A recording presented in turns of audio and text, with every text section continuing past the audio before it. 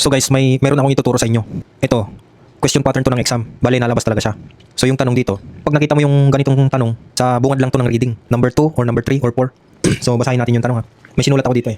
So basahin natin. Yung nandito sa taas, ganito rin yung sinulat ko dito. So basahin natin.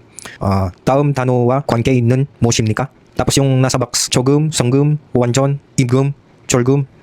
So yun yung nasa box. Tapos yung choices, esagwan, tosogwan, unheng, sijang. So guys, simulan natin sa sa tanong. Himay-himayin natin. Taum, next, yung mga sumusunod. Tanwa, word or salita. Kwankei nun, relation. Relation or kaugnayan. Mo shimnika, shimnika, imnika. Mayroon to be exist, di ba? To have. So, yung keyword technique dito, pag nakita mo yung yung kwankei nun, mo shimnika, kwankei nun. Kasi mo shimnika So pag nakita mo yung kwankei nun, ang hinahanap yung kaugnay na word dito sa dito sa box. So basahin natin yung nasa box, no.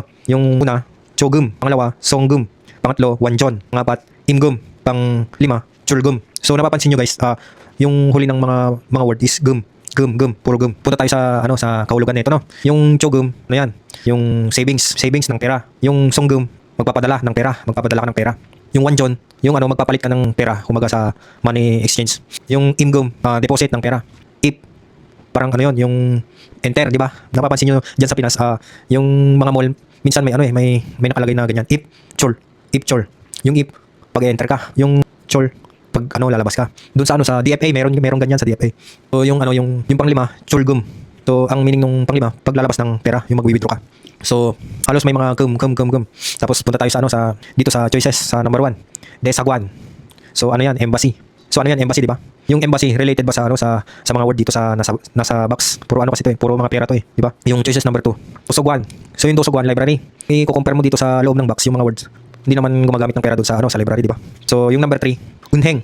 So pag narinig mo to unheng, bangko, di ba? Bangko. So puro pera yan yung nasa bangko, di ba? So yung correct answer natin dito is ito, unheng, number 3. Ito yung related sa sa word dito sa box. So ito yung hinahanap niya. Kasi duble natin basahin yung nasa taas, yung kwankei nun mo shimnika.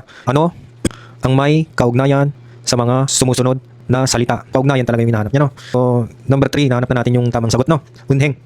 Puntahan naman natin si number 4, no? Sijang market, di ba? So, Sijang, gumagamit ka ng pera, pero hindi ka naman magde-deposit doon sa di ba? Sa Sijang, hindi ka naman magpapadala doon sa Sijang. Hindi ka naman di ba? Yung pinakatumpok na sagot is yung unheng, di ba? So, pag nakita mo tong word na to sa EPS topic exam, kwankei nun. So, ang hinahanap, yung may kaugnayan sa word dito sa box. So, ganun yun. Sa bungad lang to ng reading makikita. Tandaan nyo to mga idol, no? Mga guys, tandaan nyo to. Talagang meron to. So, yun lang muna, no? Sulat nyo na para matandaan nyo, ikabesa nyo. I-save nyo na. So, yun lang.